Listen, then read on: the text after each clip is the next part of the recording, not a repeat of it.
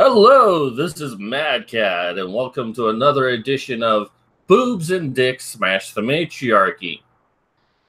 As always, this is Mad Cat, shit. And welcome to another edition of. Well, this is going to explain a couple of things, but let me do the introductions first. As always, I am Dix, and the main reason I'm here is. Ow. So I want to first apologize to all of our viewers out there. We are trying different show times to see, one, what works best for the both of us, but also what works best for everyone else. And today was just kind of a crazy day. Mm-hmm. Like, we wanted to do this at nighttime, then we're going to do this, from my perspective, early in the morning. And then somehow we settled on this, and it's just like, every hour there was just like something else that was coming up that was like, should we change our time? Should we keep? So we apologize for how screwy that all was. But we want to do the show. It's just like sometimes we have to wait until the very last minute to know if we're going to be doing it on time. So we apologize, but it's a work in progress. Yeah. I mean, we can always set the time for like 5 or 6 Eastern time next Tuesday, and then if we have something that comes up, we can switch it around. But you know, definitely tell us down below if there's a time that works best for you, or if you know a lot of people who watch streams at a certain time, you know, on Tuesdays, or if you're free on Tuesdays and got not shit to do. Well, I feel the best times are the time when you're watching infomercials at nighttime, because those things just suck the life out of you. So you might as well watch like YouTube videos. True that. I always do. Well, we're not going to stay up that late to do videos, so. Nah. All right, so we have quite an interesting news day today. A lot of stuff has happened in the last week or so. So let's go ahead and jump in on that. Where am I?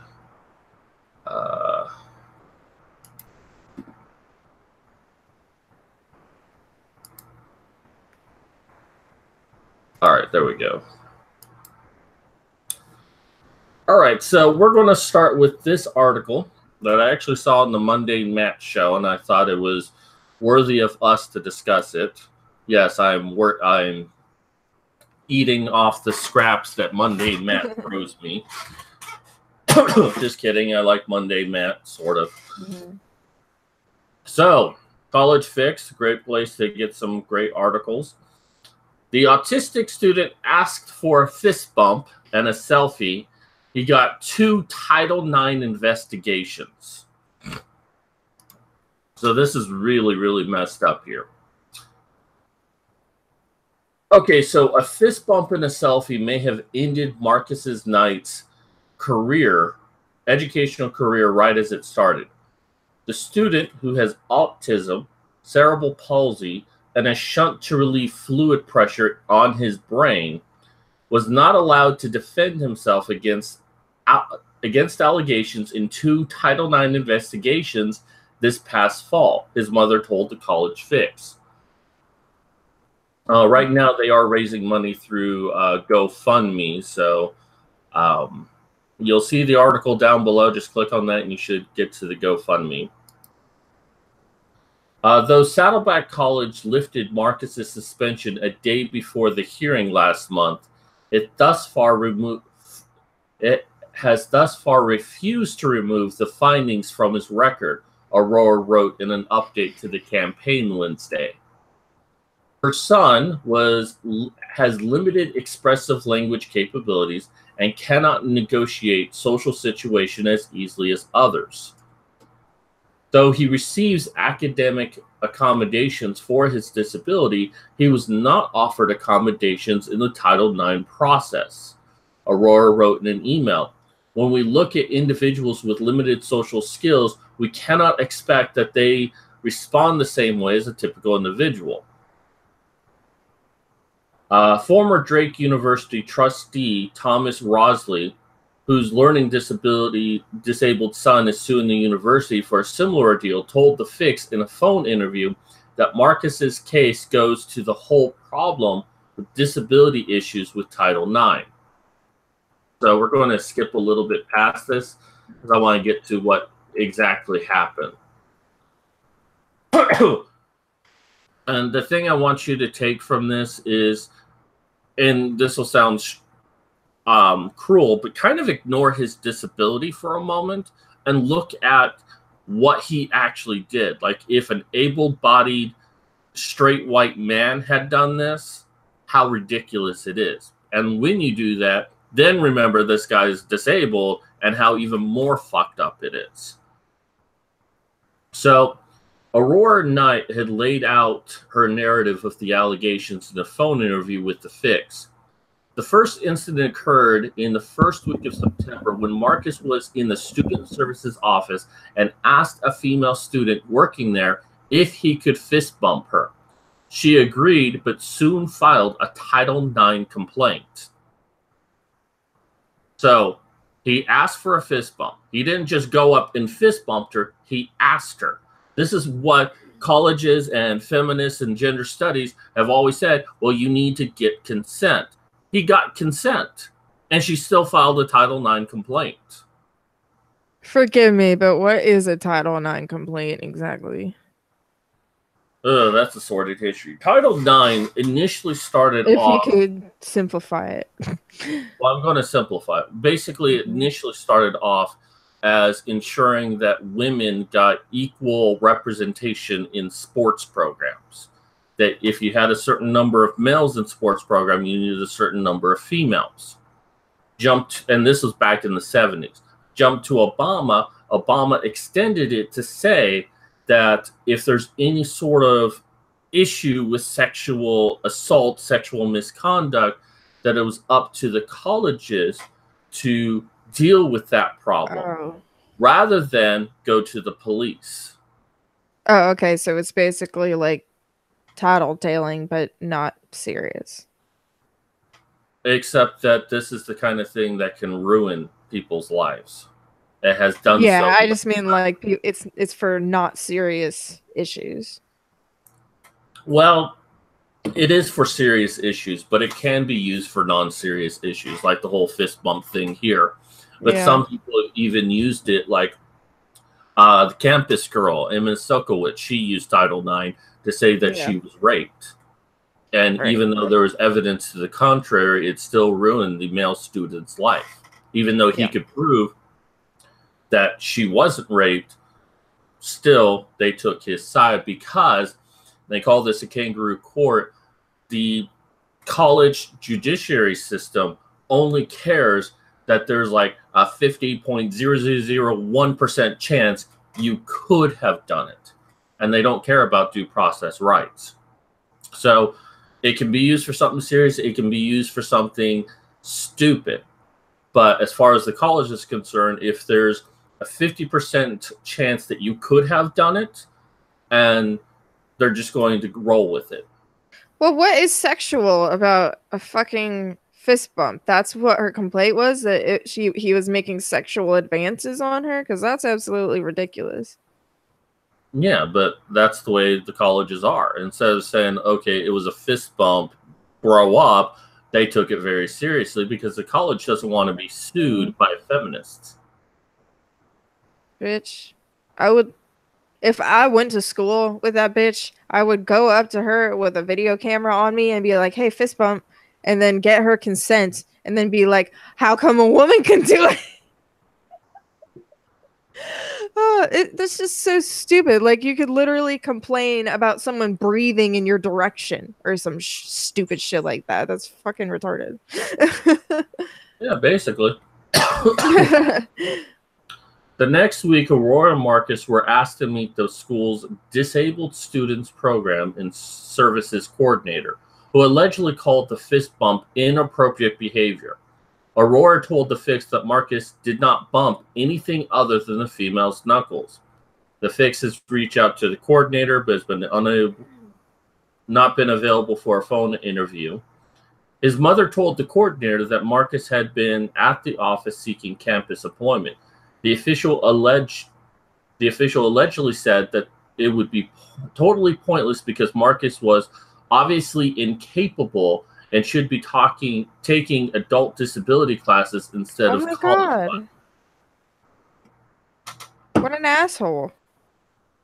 Well, to be fair, this is coming from his mother, so we don't know if it's 100% true, but given how this has all been handled, it's certainly possible that he did say, look, your son's disabled. Take disability classes, not college classes. Well, that's none of his business. Well, I guess technically it is, but it's still a horrible thing to say. Yeah. I mean, well, that's just a very negative thing to say because anybody could potentially be a good worker. They don't have to, they can have a disability. I saw a video the other day of a restaurant that employed only mentally handicapped people and they were doing great. So that's just stupid. But yeah. Though the coordinator said the incident would not go on her son's record if the behavior stopped, according to Aurora, the mother became aggravated by the description of consensual fist bump as inappropriate.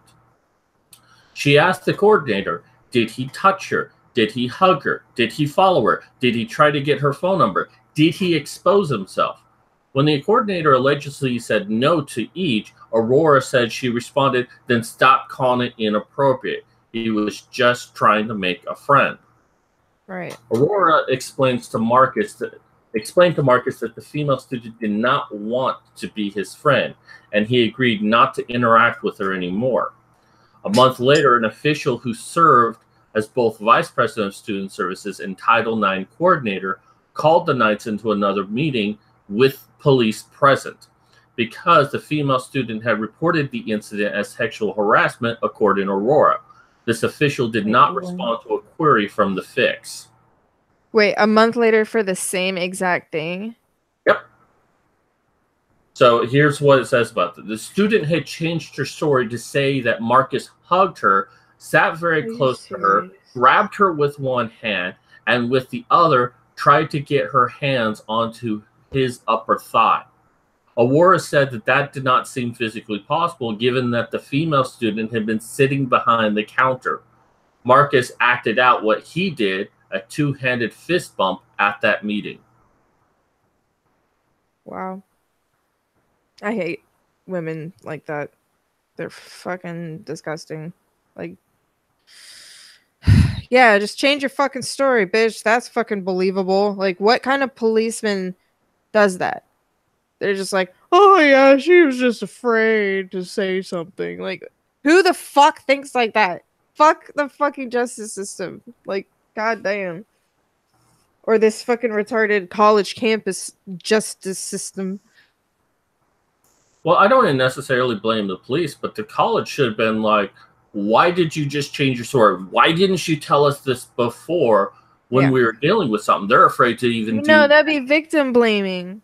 Yeah, it would. It would be like, well, I was scared before that he could hurt me if I said anything more. So what's different now than it was a month ago? Right. And it seems like, oh, some feminist probably told her, like, look, you could probably get more out of this, maybe even a free ride for college if you escalate it a bit, because who's going to take the word of a retarded kid over a woman? That's a good point. And this is what happened. People can be very manipulative and evil like that. So I have no doubt that that's a possibility.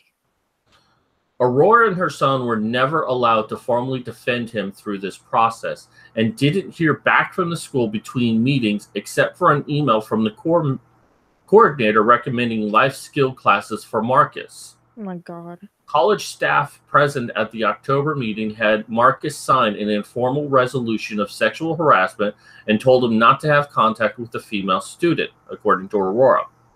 Because of his autism, Marcus did not understand that he could not apologize to the student in person.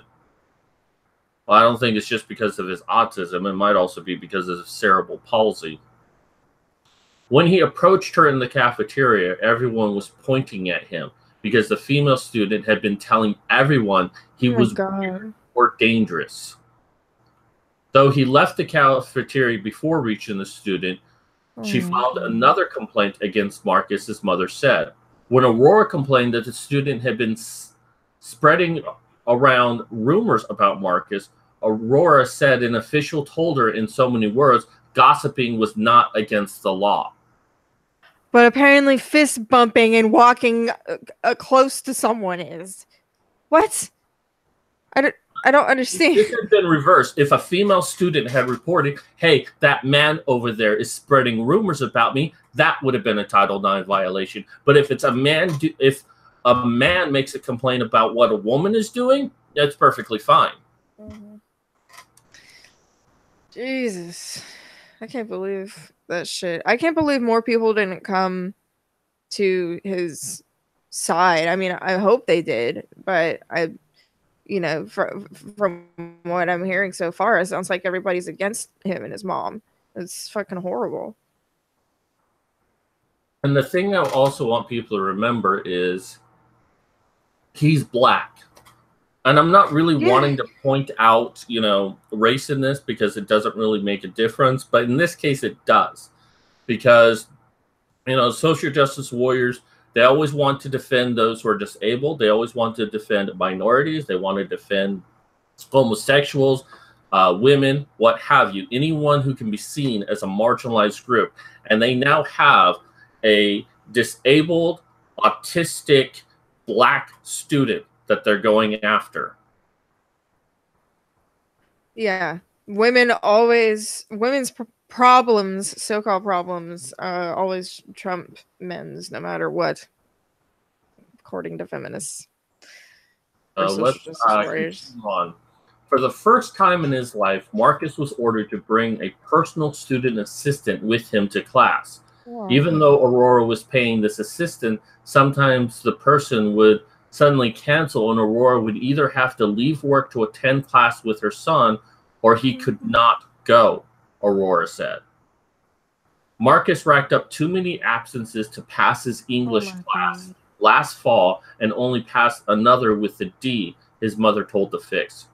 She said an administrator told her in the spring that he should be put on academic probation even though his grade point average did not merit it. And they're paying for that shit. Yeah. My son worked very, very, very hard, she said over the phone. He's a hardworking kid. He's aware of his limitations. That's why he worked harder, because he wants to show people that he can do it. Yes, he has many disadvantages, but look at how many kids with no disadvantages are not willing to work as hard as he is. He just wants to show that he's like everyone else. He just wants to make friends. I guess this is a brief video of him. This is Marcus Enlightenment. I just wanted to say thank you to everyone that has supported me and my family during this difficult time. The good news is the suspension has been lifted, so I can continue my education, but the Title IXs are still on my school record. So I still need your support. I'm not a bad guy. I was just trying to make friends. The safest way I've been taught by doing is a fist bump as definition for selfies. My actions were not inappropriate. I do not deserve 2 Title IXs in my record. I know I'm different, but... So, I mean, we get a sense of, who he is, and yeah, I agree. He appears a little bit on the weird side, but that's not exactly his fault. Honestly, personally, I've had, lots of experience being around disabled or and mentally handicapped people when I was in school, and he seems very well spoken compared to some of the people that I've met, and especially having cerebral palsy and autism. Like a lot of the people I know who have cerebral palsy can't even talk at all, and just the fact that he's able to make these statements and arguments and think for himself is, wonderful and almost inspiring. I think that he seems like a really cool guy. And I think people are just so sensitive these days that they don't want to have to deal with their own problems, and they don't want to have to deal with other people. Because if it was me personally, I had to deal with so many weird people who weren't even handicapped and I just dealt with them every single day at school because they're at school. You know, what am I going to do? I don't want to be mean to people personally. I like to be friendly. If someone's friendly to me, wants a fist bump, I'm going to be friendly and give them a fist bump back. And if they want to do it again, I'm going to do it again. You know, like, how hard is it to interact with someone, you know, not even like on you know, on a like good friend level, you know, not like a close friendship or anything, but just like as acquaintances. How hard is that? You know, I think that being friends or acquaintances with people with special needs and handicaps is a great thing, because you get to learn about, you know, about their issues. You get to learn, you know, what they go through, and you get to learn about the personalities too. So, you know, I think he seems like a great guy. That's Well, just you my know, I want opinion. to encourage everyone to show solidarity with him and start using the hashtag fist bump. Awesome. Because apparently fist bump is now the worst thing you can do to a woman, because that's sexual harassment. So let's start fist bumping everyone we talk to on Twitter. Hashtag I have to make a video now where I just fist bump everybody that I meet. I'm gonna make that and send it to him. Well, be sure to fist bump me first, because this is my idea. Okay. Fist bump. All right, so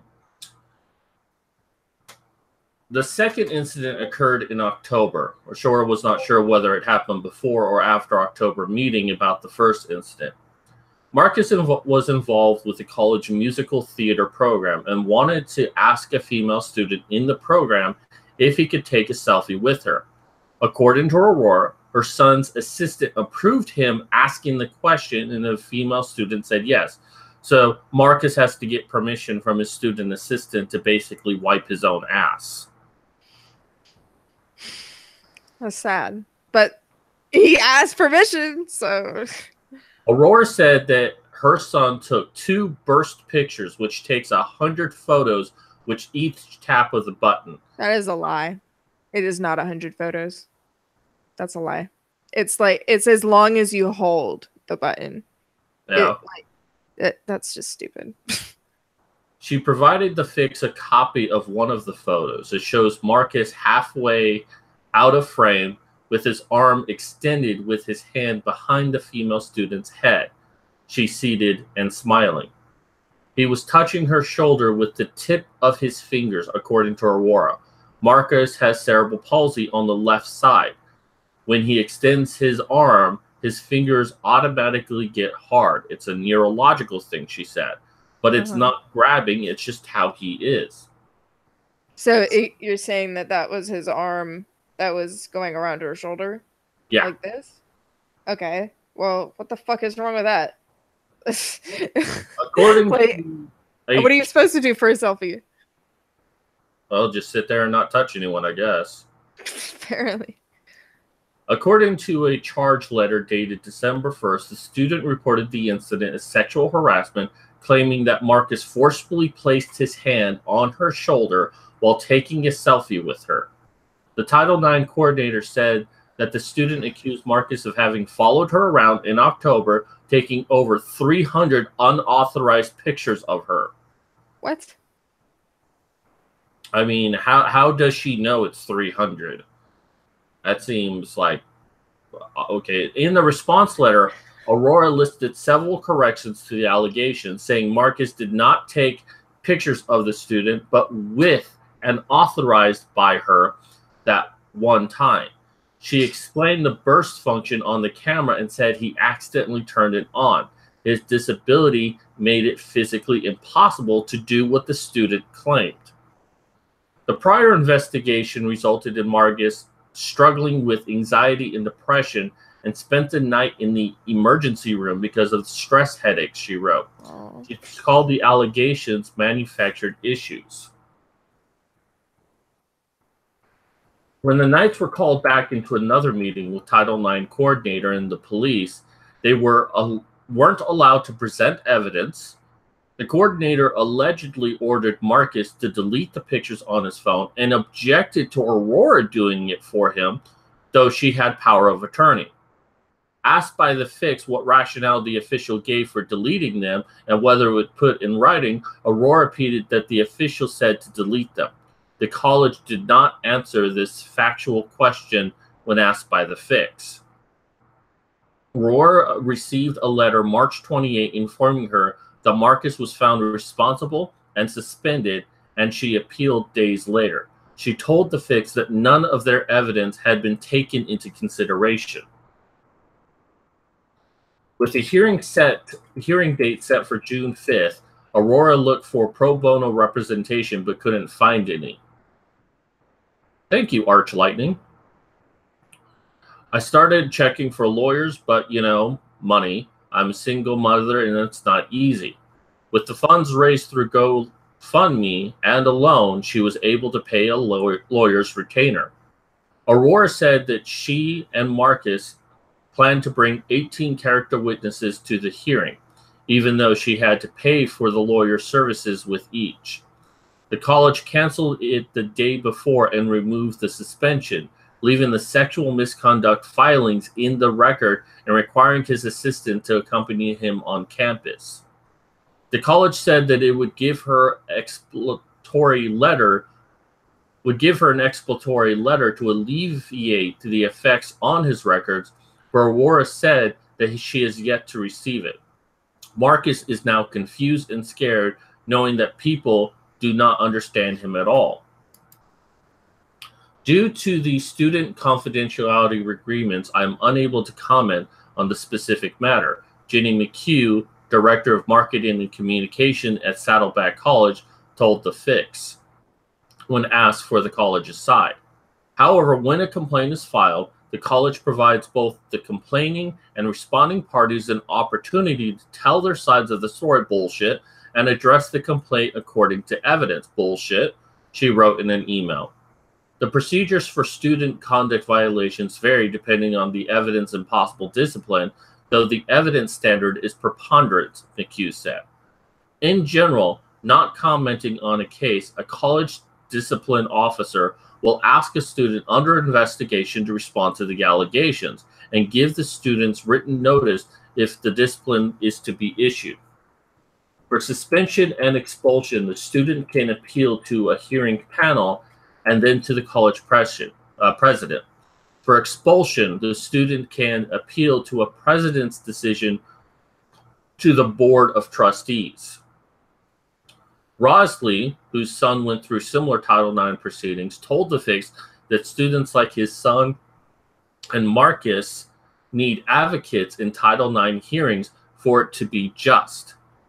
There's also a disproportionate amount of students that have disabilities, students that are minorities, Marcus being one, students who are foreign getting caught up in these tribunals.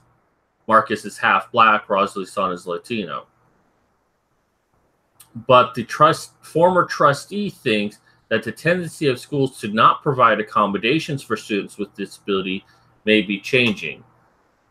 And it just kind of goes through that. But, the thing about, and I'll leave these comments up here.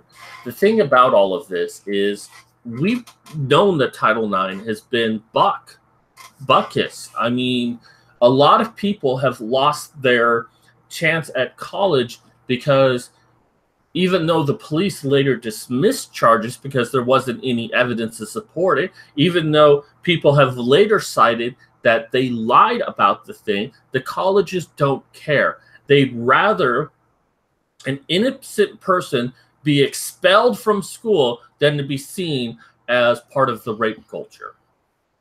They'd rather, be on the side of the victims at all times.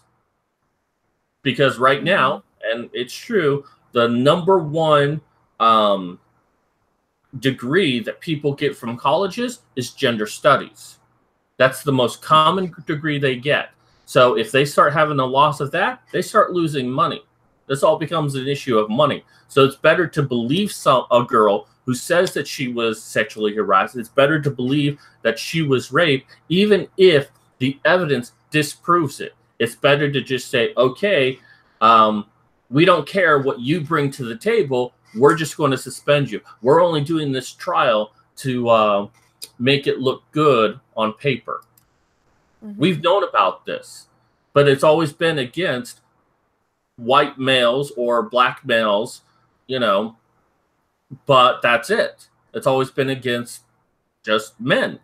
But in this case, it's now against a disabled man who's also black. And, you know, it's like these feminists, these gender studies socialites, they have no shame. They have, you know, they will ruin anyone's life they can to prop up their lives. And that's what all of this is to me. This is no better than Anita Sarkeesian. At least Sarkeesian got out there and raised the money. These people are worse than Sarkeesian because they're using people's lives as currency to bolster themselves up. Hey, even though I said a month ago he fist bumped me, he actually grabbed me and made me feel uncomfortable, even though we were separated by a table. Right. It's disturbing how people can just take advantage of others and fuck people over. I don't understand it at all. I do understand it, and that's what makes it sick for me, because this is all about trying to get your 15 minutes of fame, to be Emma Sokowitz, being Anita Sarkeesian, about being important enough, even though you have nothing else to offer. That it's only your victimhood that makes you anything. And these women did exactly that. You can't tell me for 1 minute that anyone believes that these these women really believe they're being sexually assaulted. No, someone told them, hey, make it sexual assault and you can get something out of it. That's all they did. And this is why I recommend don't go to college. It is a death trap. Yeah, I'm done with college. I don't want to go back. And I didn't even go to the college campus. I did it online, and I wanted to shoot myself. So I actually had to like take you know, little class or quizzes or surveys or whatever. I don't even know about being cisgender and transgender and all this bullshit. I was like, why are you showing me this? Yeah. And there's a lot of feminism in my socialism book, of course. Oh, yeah, I bet so. But, you know, the other point that I want to bring out, and I bring this up every time there's a Title IX, especially when we're dealing with the mother of someone who's been affected by this, you know, women need to start waking up and seeing what the reality is.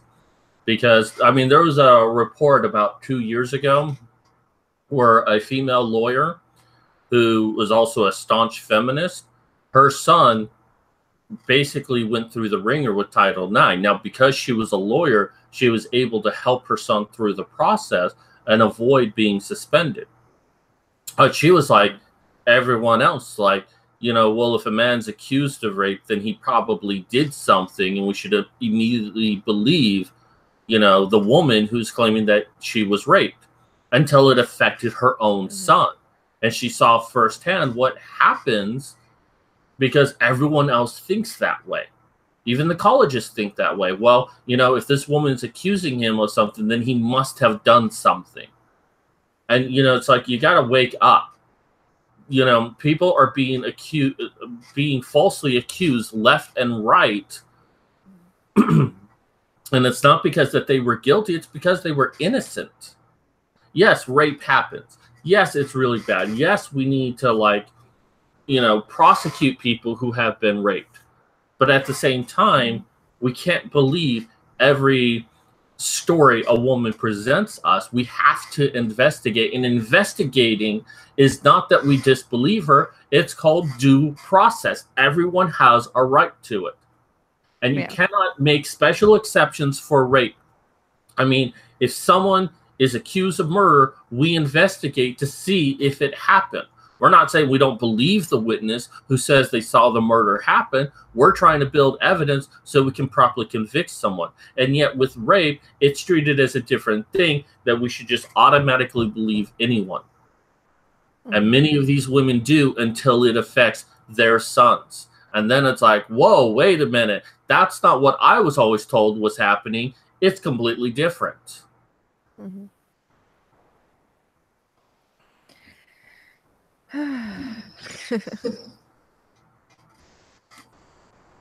So let's go to something even more depressing.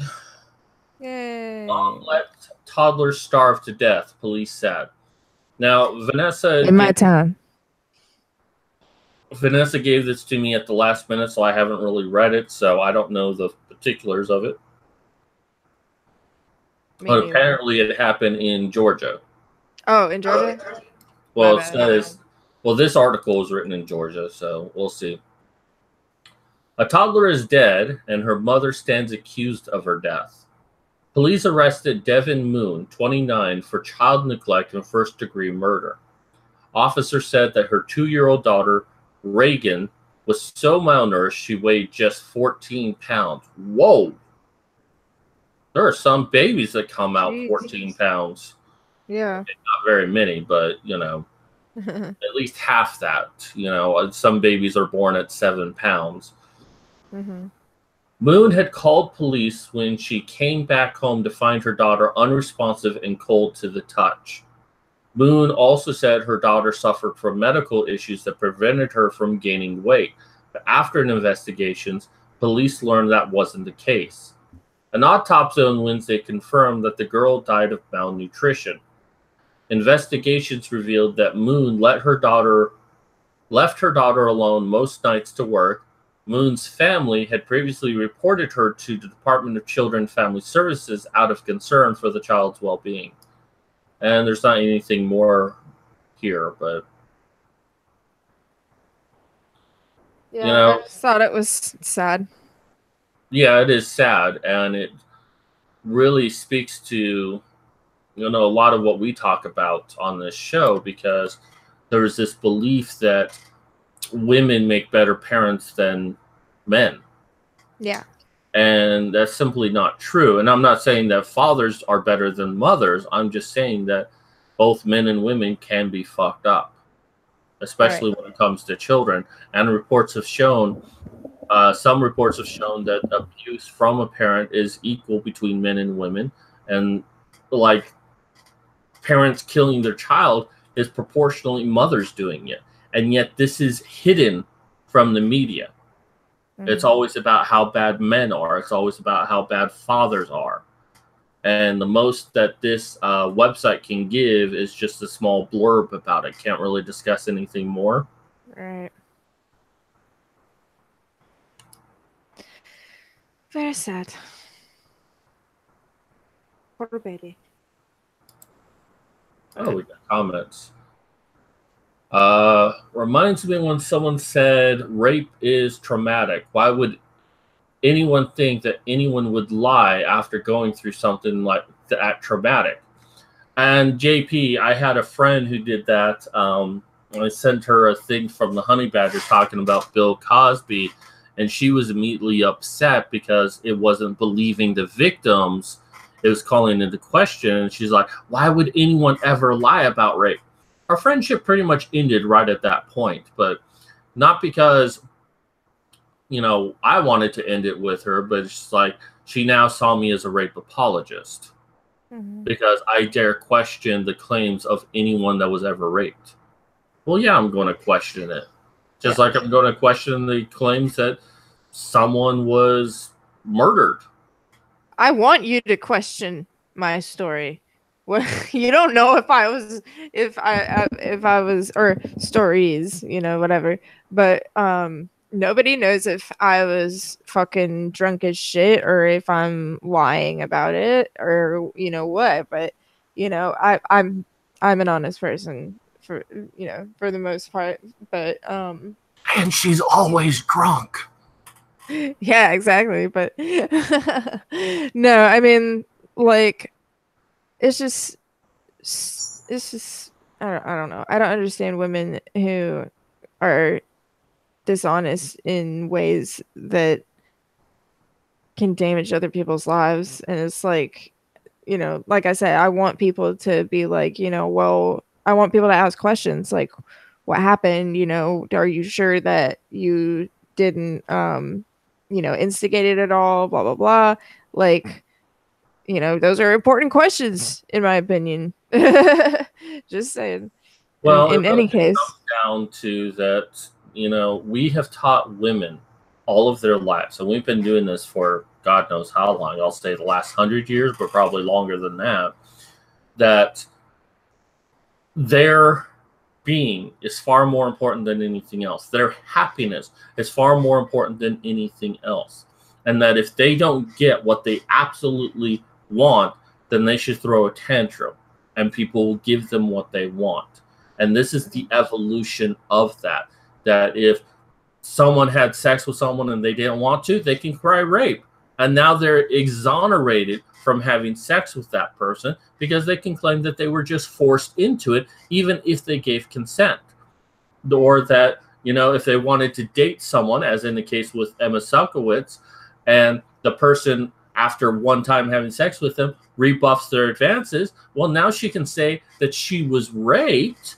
Mm-hmm. And then it's not like it's rejection. Well, he raped me. So it's not that he rejected me. It's that he wanted to move on to another victim. It's all about self-serving bias in these cases. Yeah. It's all about protecting one's fragile ego, and rather that someone suffer for them feeling bad. And in a lot of cases, that's what it's all about. Or they want to cover up something. Like a woman who, with her husband, went out shopping, and they decided to go to 2 different stores to try to cover more ground. One went to Target, one went to Walmart. And the wife, instead of going to the store, she drove out and hooked up with a couple of guys and was gone for several hours. And the husband didn't know where she was, wasn't responding to her calls. So he called the police. And when she got back, she realized, oh shit, I was gone for too long. And I don't want my husband to know I cheated on him. So she's going to say, well, I was abducted in my own car and raped, and I was able to escape. She later admitted she lied about it. She was covering up her own self because of her sexual greed, if you will. Yeah. I wonder how many cases have actually turned out to be that situation. A lot more often than you think. I mean, I follow Prentice Reed on Facebook, and like every day he's showing me an article, not just me personally, but there's an article of a woman who lied about rape. This happens a lot more often. I mean, it's hard to really know how often it happens, but I'm betting that 25% of all rape claims are false. But it could be higher than that, it could be lower, but I'm pretty confident with 25%. So 1 in 4 rape claims are false. So let's move on to our next article. How celebrities killed feminism. As I'm saying these days that, feminism seems to be like a decade behind the rest of us. We've been saying this for a long time, and they didn't listen to us. But let's see what this feminist has to say on it. If someone today asked me if I was a feminist, I'd tell them no. Rather, I hold that I'm an advocate of women's rights, an individual who strives to liberate women from the murky shadows of society. Yeah, does that look like the murky shadows of society? That's hilarious. I seek to show and teach by example that women's bodies belong to them, and that, of course, we are equal members of society. Today, if I were to ask women and men, why put that in parentheses? Just say women and men or people in Sainsbury, if they think the feminist movement succeeded, they'd most likely say yes, men and women are equal now.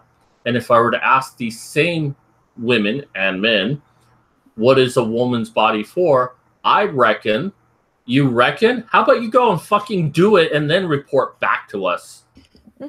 I reckon childbearing would fall out of a few mouths. But if I ask the same question with regards to men, people would struggle to form anything other than for himself. That is such an absurd statement.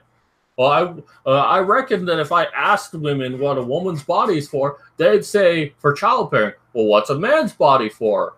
I don't know, himself. How about instead of assuming what anyone might say about this, go hit the streets and ask people? Yeah. I don't know. I mean, you've done that, haven't you? You've gone to the streets and asked people what they think about shit. Right. Yeah. I need to edit some videos that of one I've done recently, but yeah, I have. It's easy. You can just ask people.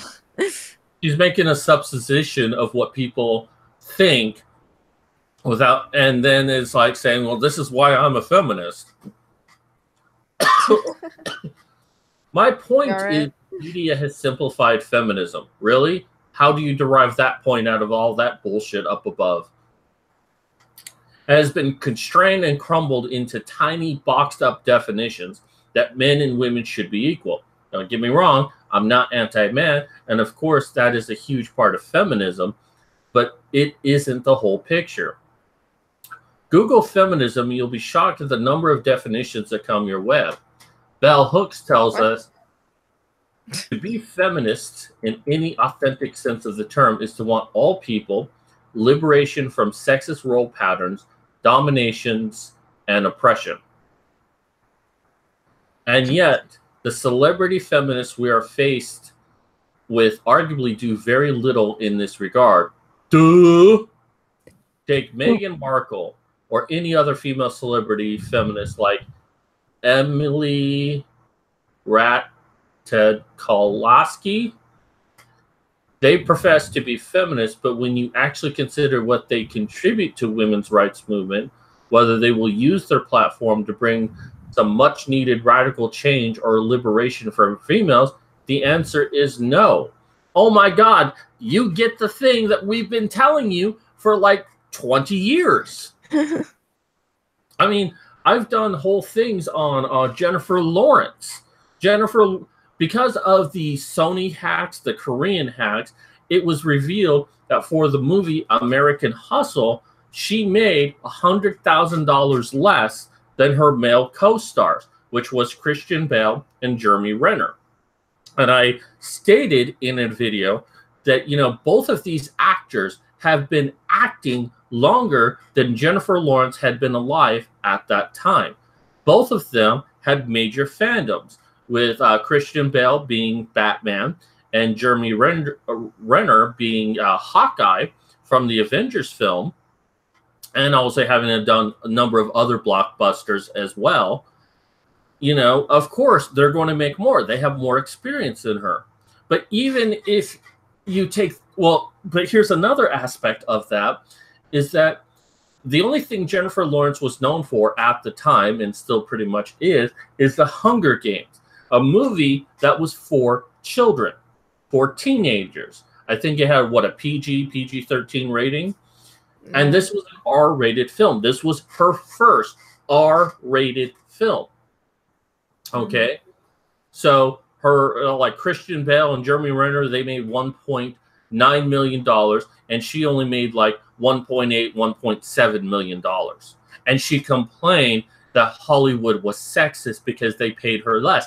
She had less experience. She had less exposure. Right.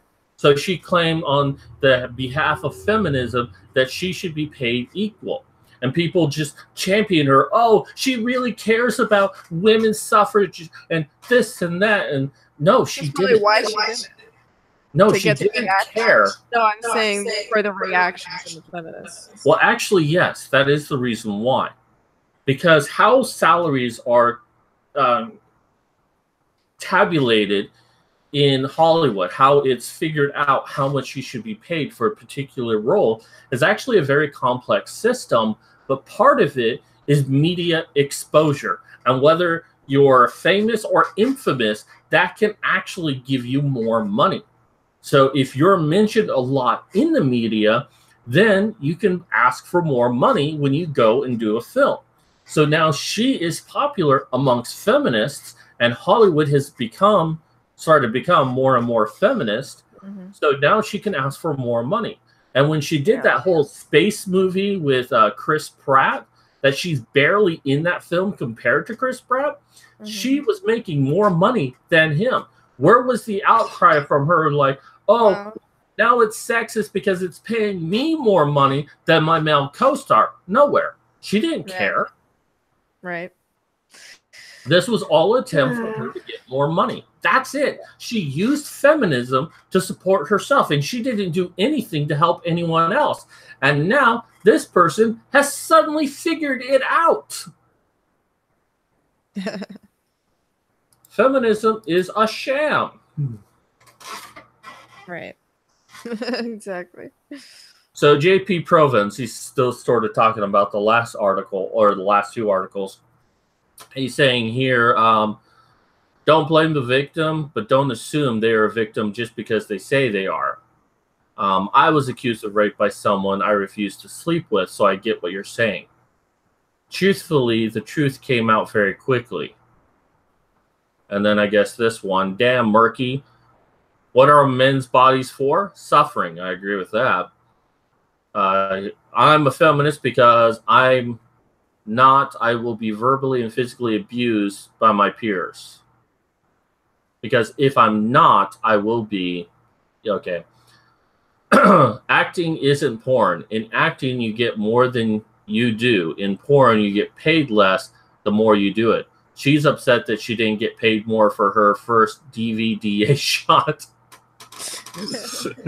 Do you know what DVDA is? Dick, vagina, ass? I don't know. Double vagina, double ass. Wait, really?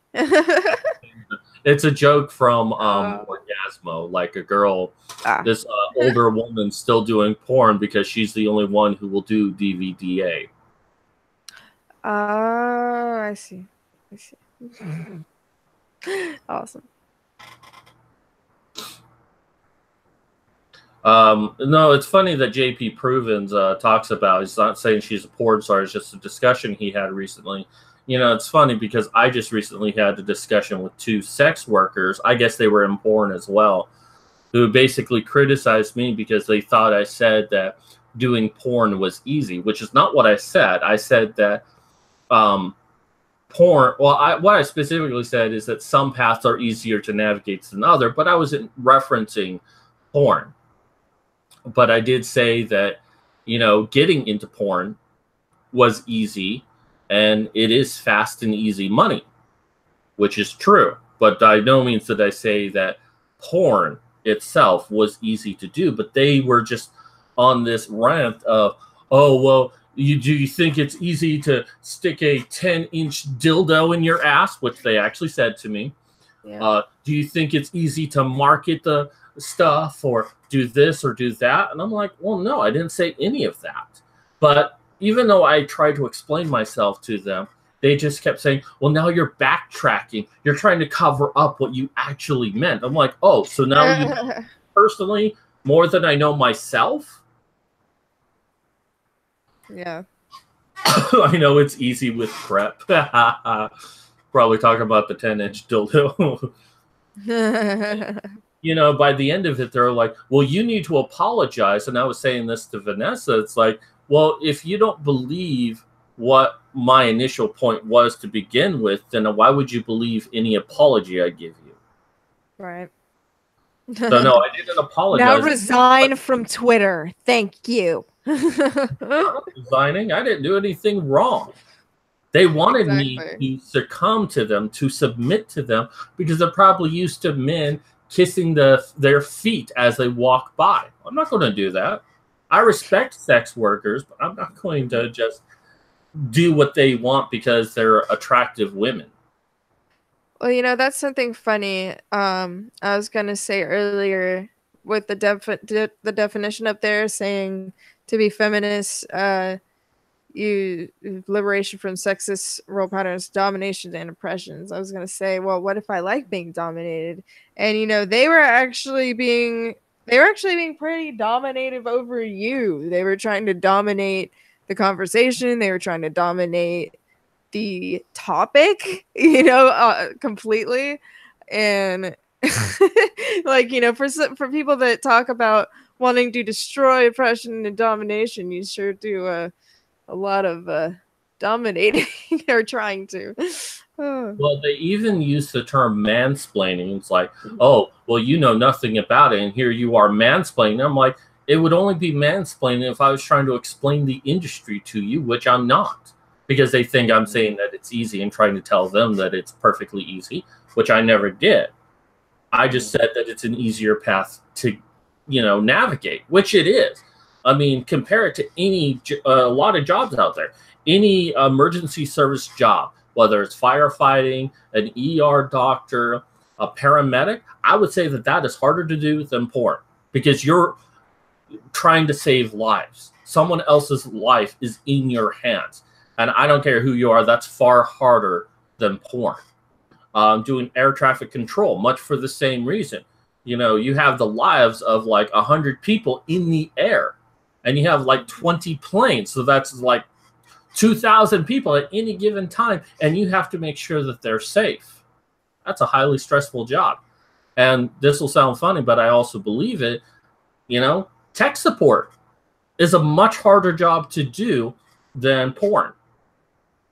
Because at least porn, you're given directions and you just have to follow it. Having to talk to people on the phone who just want to lie to you nonstop, who want to blame you for all of their problems, and you have to try to calm them down and help resolve their issue. That is, in my opinion, the third hardest job in the world. And yes, I have done phone support, and I have firsthand experience. I did it for 10 years, and I hated every minute of it. I would rather have done porn. Gay porn. I'd rather take it up the ass. At least I know where the dick is coming from. Oh, lovely. But anyways, we're deviating from this article. These women will not join the fight. They have reasonably proof of what it is of that, in fact, they haven't done so far. Instead, they wear their feminist badge, an uncontroversial item they can profess to endorse, and it will benefit them in their interviews and in their public lives. But the fact remains, in reality, these women are not genuine members of the movement. Not at all. Which kind of addresses the other women who says that they're not feminists, because they see firsthand how feminism is used in Hollywood as just a badge of honor to say, oh yeah, I'm a feminist, you should go see my movies. And these women are like, I don't want to call myself a feminist because I don't want to exploit it for my career. They don't specifically say that, but I kind of feel like that's what they're driving at. They don't want to use the movement against people to try to make themselves more famous. They want, if they want equality, they want it outside of their acting. Mm-hmm. And yet, anytime these women come out, it's like, oh, how Game of Thrones stars hates women. Jeez. I can't remember the specific actress who said that from Game of Thrones. I think I'm getting that right, but yeah, I think I'm not saying about that. I'm not saying these powerful women are sexist or that they do not want female equality. Rather, what I'm arguing is that they are endorsing the media-generated, simplified version of feminism. And guess what? It's superficial. It's nothing new. And it doesn't bring anything to the table in terms of helping to liberate women. Duh. It's easy to say that we are feminists, but very few of us understand what that term originally meant. It stood for the passion to free women from unjust social constraints. to break down social barriers, to acknowledge the presence of gender differences, and to prevent these differences from becoming obstacles to achievement. Feminism no longer screams change. It screams safe, politically correct way of getting social recognition. Celebrities killed feminism the second they realized it was a popular topic. And worst of all, they make it look easy. To many, feminism no longer looks like an intricate ideology to understand or even a challenging movement to pursue. Feminist is something you can write in your Instagram bio. It is something that you can tell women in bars so they'll go home with you. Other women tell women that they're feminists so they'll go home with you. The word no longer has. I always do. Go to a lesbian bar and it's like, hey, I'm a feminist. You want to sleep with me? Not me personally, but if I was a woman. Oh, yeah. The word no longer has substance. It no longer stands for anything. It's vacuous. Vacious. Silence are the earnest feminists who strive for change. Tarnished are those women fighting for their rights. Labeled wrongfully as anti-men. No, not wrongfully. When they say that all men should die, that's anti-man. Exactly. Then there are the female celebrities who desire for superiority and fame, wearing their feminist badges as tokens of allegiance to a cause they know little about. The subtle difference being one set fights against patriarchy, the other rolls with it, claiming to be on the side of the oppressed. So she is correct in some degree, but she's kind of missing the bigger point. Yes, Hollywood uses feminism as a way to bring attention to themselves so they can get higher pay, i.e. Jennifer Lawrence. But the other thing is,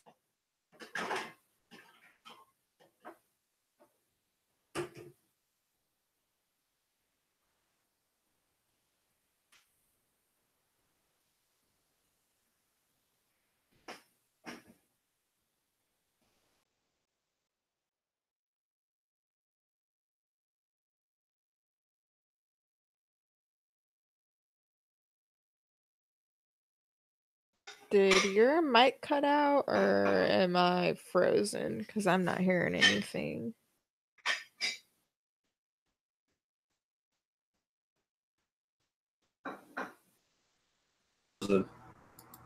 Oh, now I can hear you. You're here. All right. Okay. Anyways, what I'm saying is that feminism diluted itself over time. Once they started to have parity with everything, they started looking for new things to complain about. You know, I just learned today, watching Stephen Molyneux, I can never say his name correct, but it was a video from like 5 years ago talking about Nelson Mandela. And he's talking that South Africa is the rape capital of the world. Feminists should be fighting against that rape culture. Instead, they're fighting about a rape culture that doesn't even exist in the United States. They're making this claim that things are a lot worse than they are when all evidence shows the exact opposite. Feminism diluted itself. You know, these celebrities are just picking up on a fandom of what's already in the news as it is. And believing every story they hear because, let's face it, actors, they spend like 20 hours a day on a film set.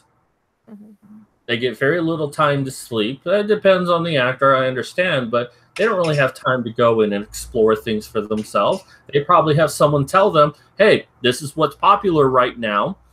This is what you should believe, and go on record and say that you agree with it.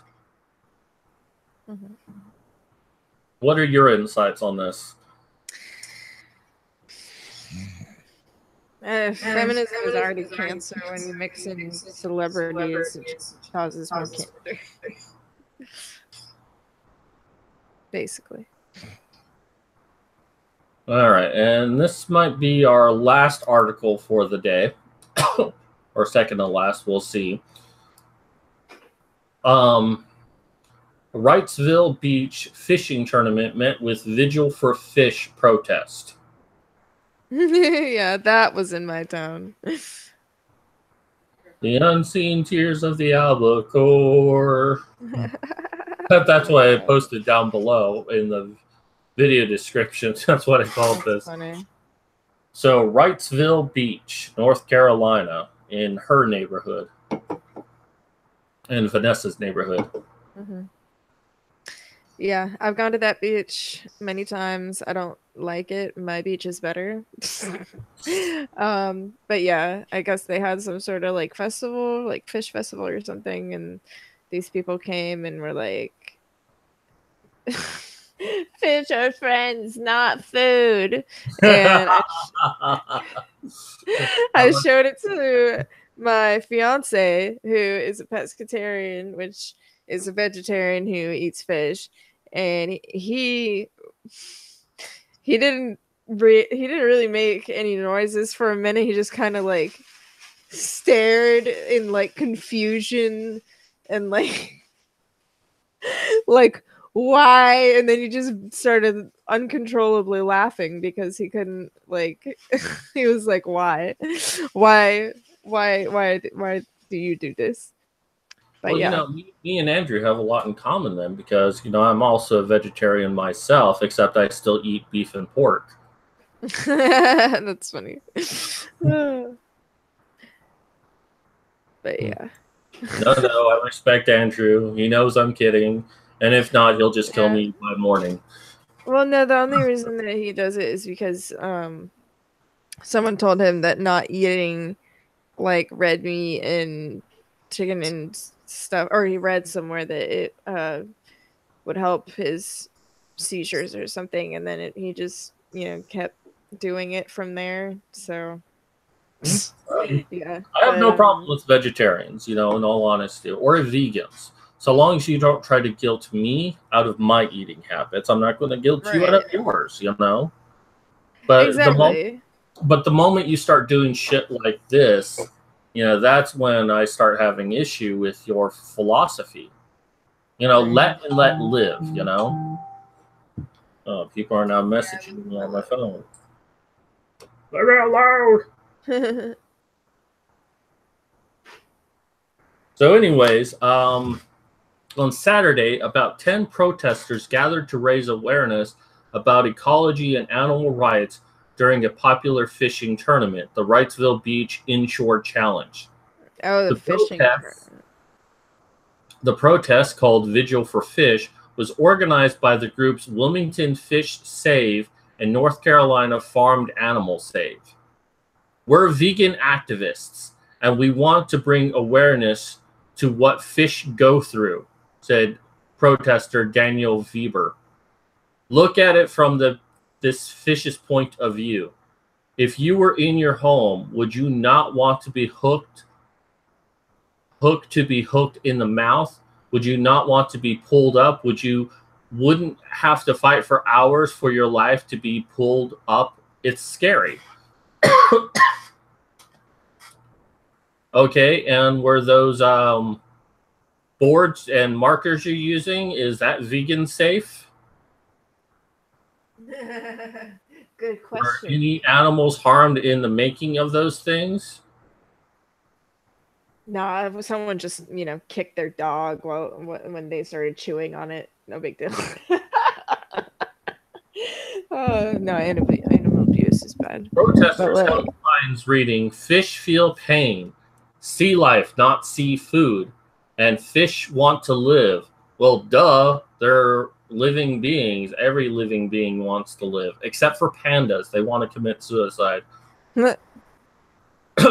NC Clark once said that to me. She's like, I think it was on a show too. She's like, if you threw in a gun into a pit of pandas, they pick up the gun and shoot themselves with it.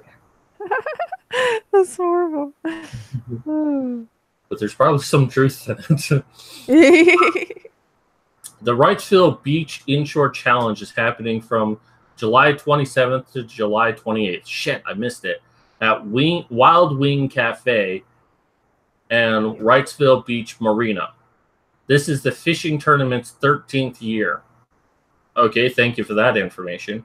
Gary Hurley, an organizer on the fish tournament, said he respects the protester, but replies that the tournament does more good than harm. We are very much a conservative-based tournament. In fact, we provide extra payout.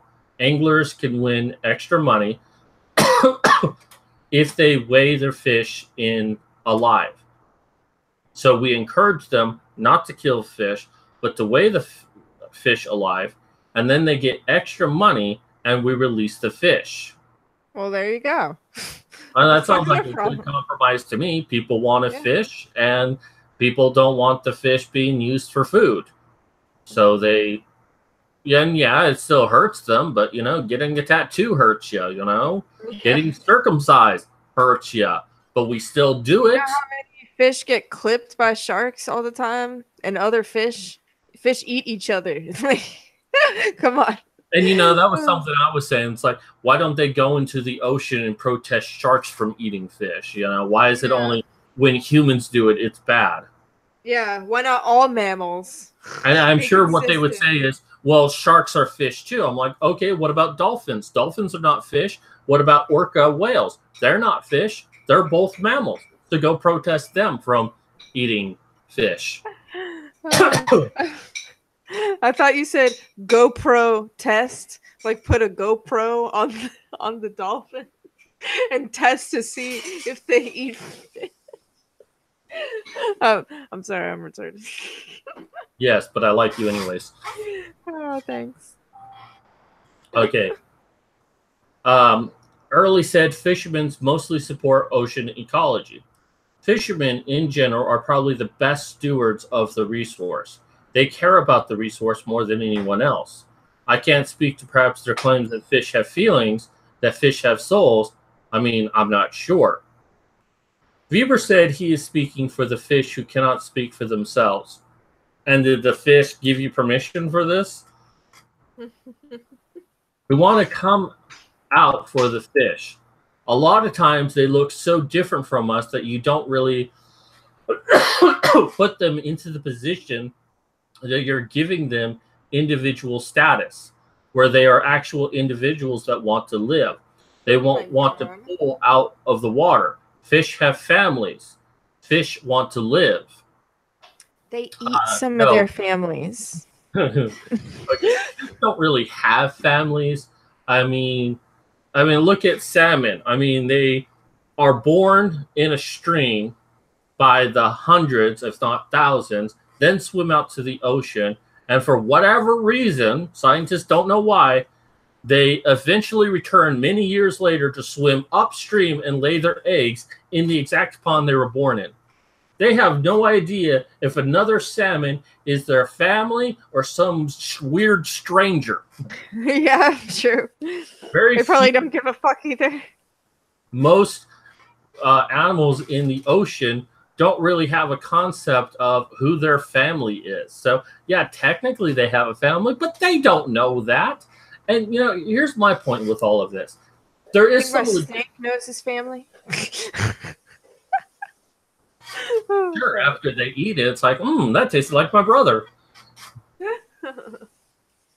But here's another thing to look at, is that if fish were suddenly in a position to eat people, like somehow I shrunk down to the size of plankton and a fish saw me, do you think it would have any reservations about eating me? No. Right. Do you think a shark has any reservations about eating people? So why should my morals towards a shark be higher than a shark's morals is to me? Right. I mean, if you said that I shouldn't eat my dog, I would agree with you on that one, because the dog has compassion for me and won't try to eat me. Cats will eat you once you're dead, but dogs will eat someone else when they're dead. But, it's like I can have like some morals with my dog because there's a partnership there. I can't have a partnership with a shark. The shark will just eat me. Right.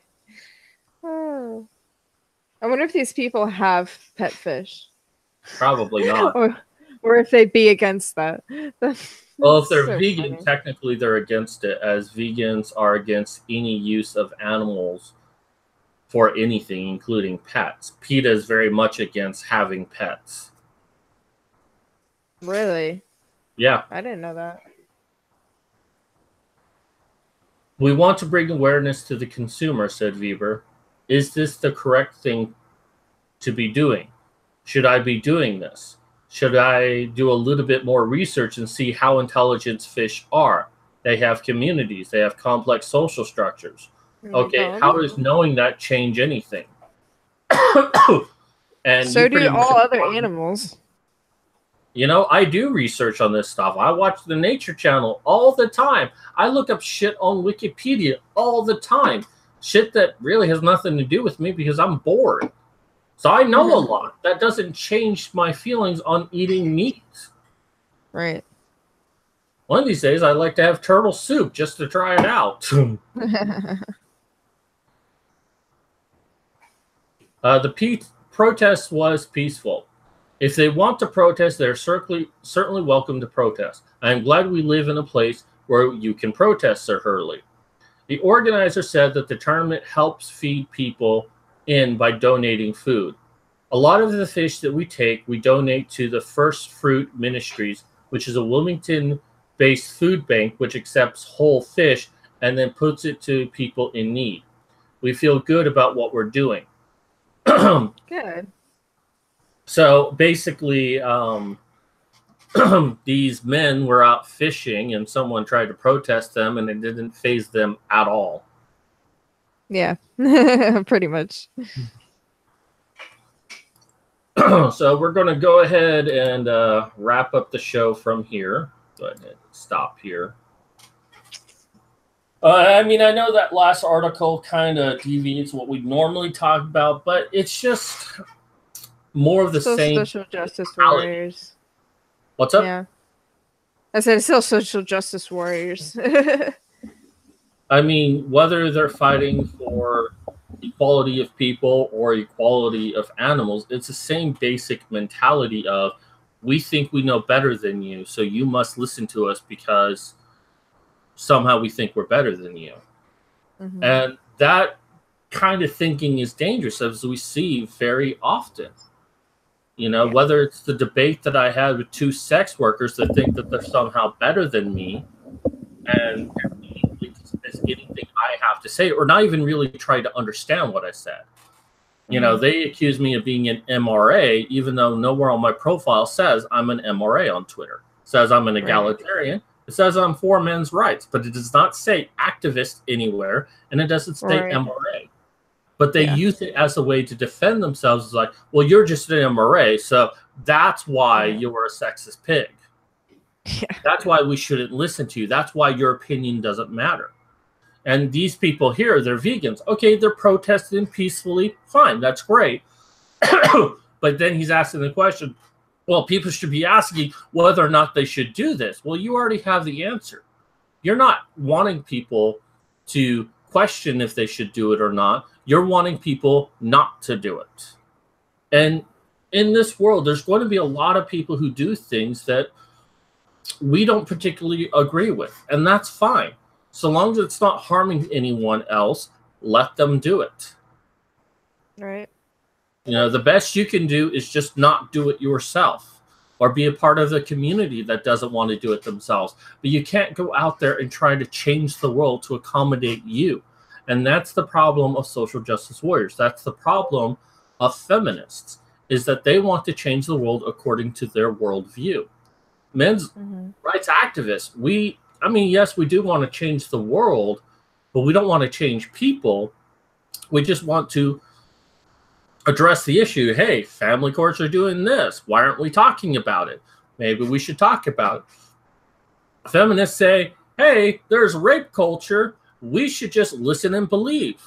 We shouldn't discuss it at all. Just convict people based on the preponderance that they could have raped someone.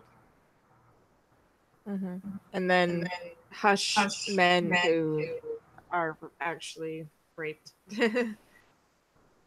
Yeah, and that's the thing that many of these social justice warriors do is they want to silence anyone who might have an opinion to the contrary. And Steven Crowder just did a video on this.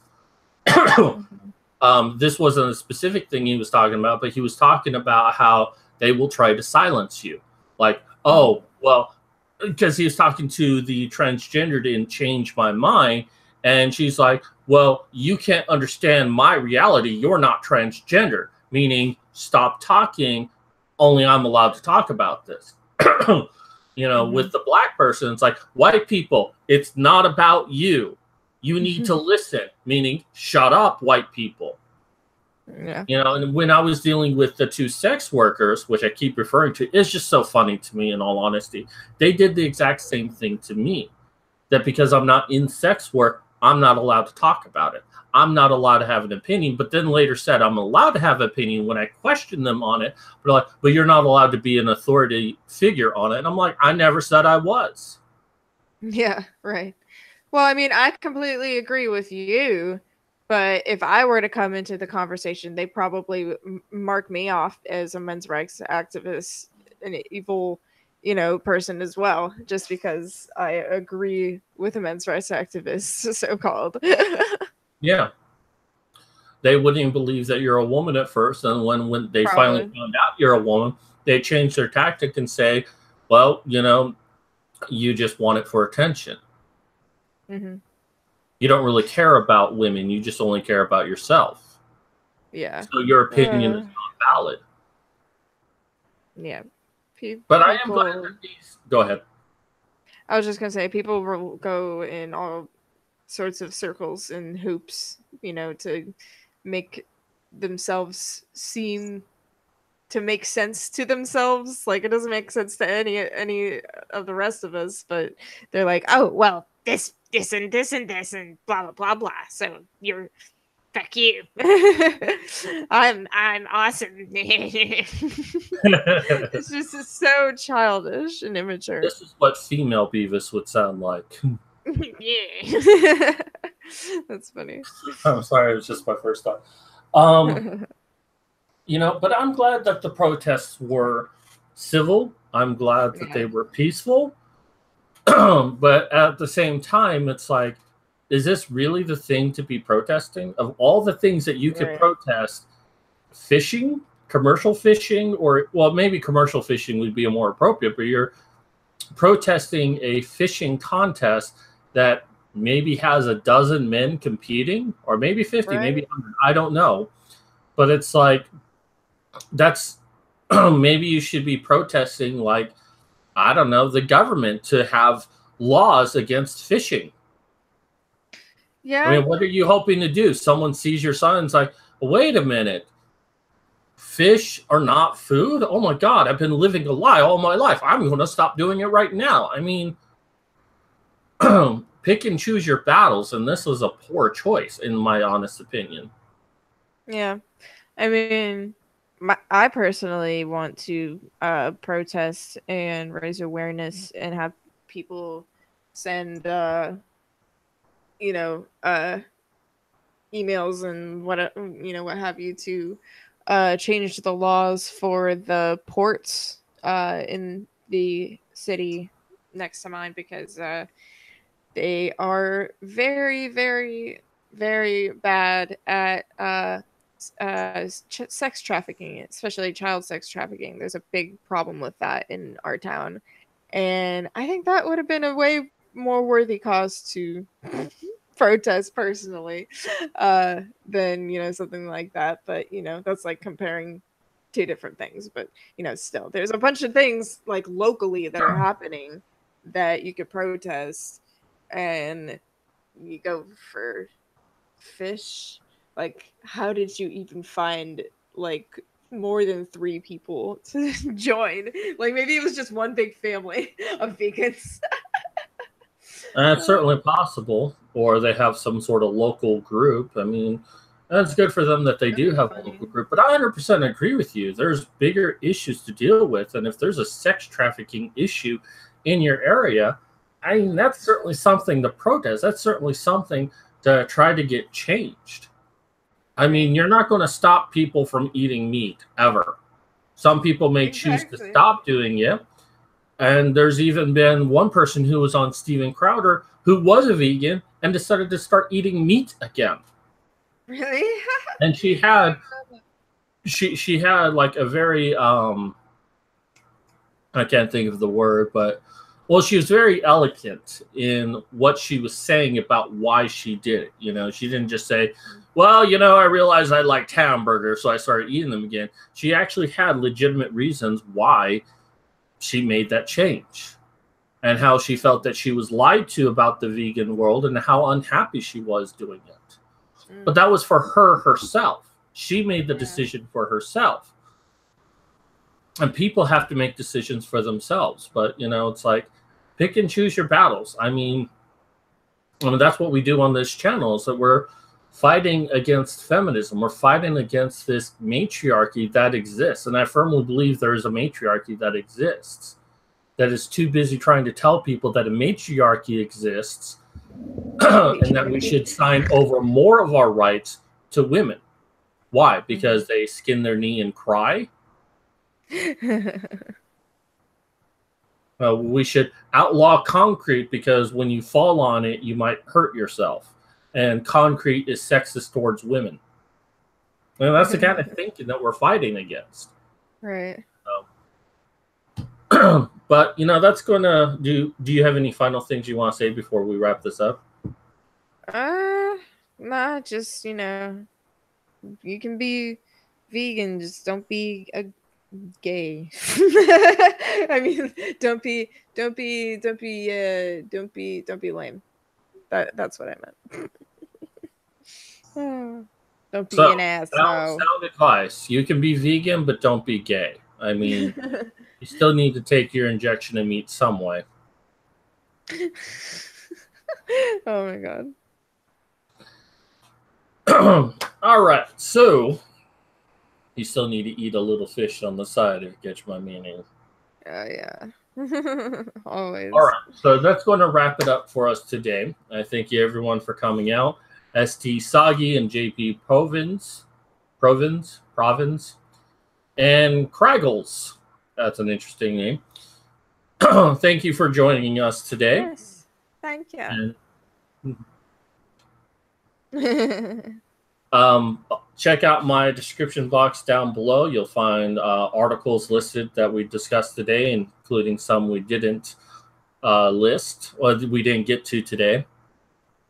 We're going to try to start setting a schedule, but, you know, summertime is hard for everyone. So just kind of work with us. We apologize that it's just been all over the place. Now, of course, I need to do my shilling. I should start doing this at the beginning, but I don't want to take away from the work that we do. But, you know, I am trying to get online courses done. It's been a slow process because I have like a bajillion other things to do and only so much I can do in a day because of my disability. But until that ship rolls in for me, I could still use a little help. My ultimate goal is to get health insurance so I can see a doctor to try to get treatment for my disability. I don't know if there's really a treatment out there for me, but I want to try. I just don't have the money for it. I mean, I donate plasma like twice a week, and that's a nice little something, but that really isn't anything. So if you can help me out with that, that's greatly appreciated. Until that time, that money is used for kind of my day-to-day things, and it makes a big impact on me. Thank you to Ohio Dan and Reading Ren for their donations, because their donations really help out. Now, if you're not comfortable doing Patreon, I also have my PayPal thing. You can just donate to me directly if you just want to help me out a little bit. And if you don't want to do that, consider buying my book, How to Destroy a Woman Now, which was a way of addressing another book that came out, How to Destroy a Man Now. The only difference is that book tells you to do illegal shit, and mine does not. In fact, there's a whole chapter in that book that says, do not do anything featured in this book. Mm-hmm. It's actually the last chapter, but in the first chapter, I say, go read the last chapter first. That's great. So also check out Modern Medusa's channel. That's featured at the bottom of my description box. Just go ahead and click on that and check out her wonderful stuff. Yeah. She's a lot of fun. Check out her makeup tutorials. Woo! You'll just look at her in a different way. Aroused but scared. And also, you'll find my Twitter in the description box below. Follow me on there.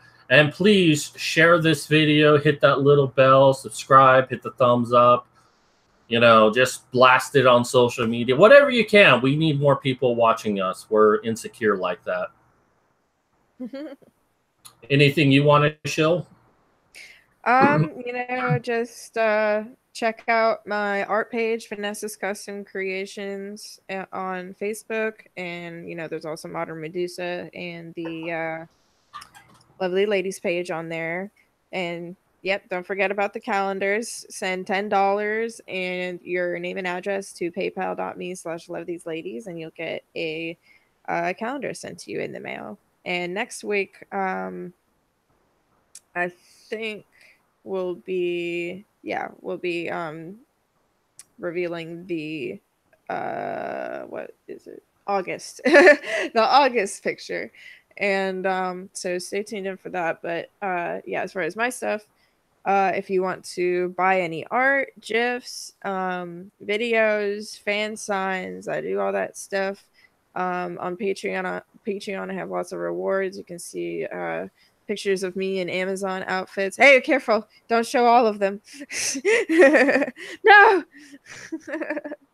But yeah. So check out all that stuff if you want to donate to me through either Patreon or PayPal. Both of those you will get rewarded for it in some way. So yeah, all of that is greatly appreciated. I've been in between jobs, so you know, anything helps. Especially Mad Cat stripping. Why do you always seem to be naked by the end of the stream? I'm not naked. I'm wearing boxers. Okay, semi-naked.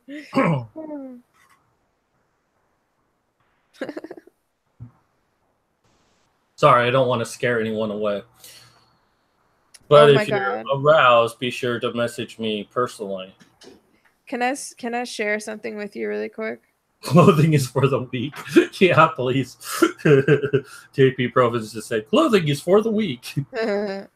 So, do you remember when I told you about a feminist, a femme speak out going on in my town? And it was like just like a poetry slam kind of retarded thing for feminists. Honestly, no, I don't. But I don't have it was a while ago. Record for my memory, so that's okay. It was like over a year ago. But so the same place that that did that is doing a Art of Resistance auction charity exhibit. Wait, okay. And then it says Athenian hosts the Art of Resistance charity auction gala. This live art auction welcomes artists from a variety of mediums that use their art to speak out as forms of revolution and resistance. All pieces exhibited respond to equality, identity, feminism, culture, social change, justice, and the socio-political climate.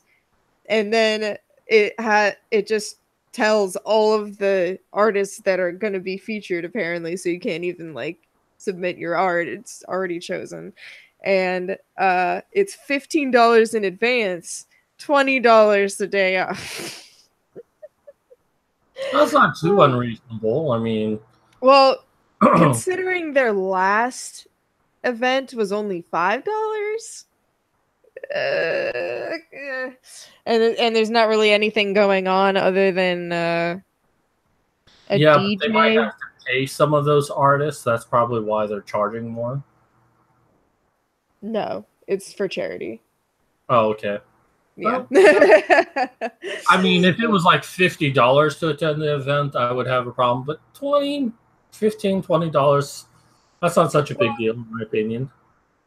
Yeah, no, it's not a big deal. But considering the area, like this southern area, things like events like concerts even. They're usually between $5 and $10 Oh, okay. all around here. So for me, like the NRA meeting was that was $40 to get in. That's not bad for an NRA banquet or whatever it was. But I don't know. I just, $20 to look at some really shitty art for me. Nah. If someone wants to send me $15 to get a advanced ticket, I'll videotape it for the cringe. But yeah, that's on, when is it? August 11th. So if someone wants me to go and actually I'll even live stream it for you guys. I'll live stream it. Well, I'll see what I can do. We'll see how well I do on my Patreon. So if I get a nice amount, I'll send money to Vanessa, or you can just send money. Torture me. No, just keep it on my Patreon. But I will donate something toward it. I mean, if it's only $15, I'm sure I could scrounge that up to help send you to, because I would love to see what that is.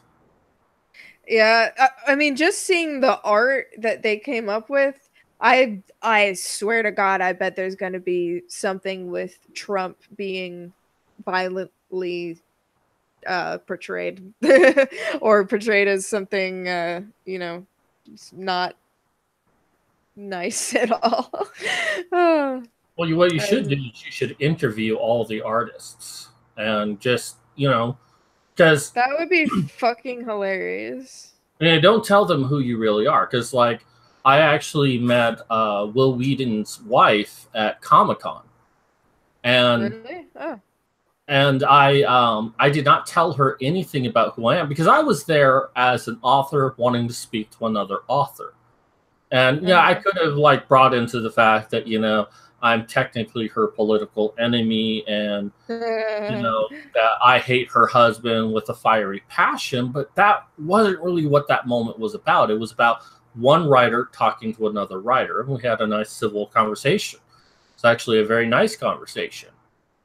But, it's like, I didn't reveal who I was because it wasn't really about that. But, I mean, it's like you could go to these people and not even tell them that you're for men's rights, that you're just doing a podcast for women and you want to get to know them and ask them about things and let them reveal for themselves what everything is about. Don't even try to question them like, do you really think this is necessary? Let them hang themselves.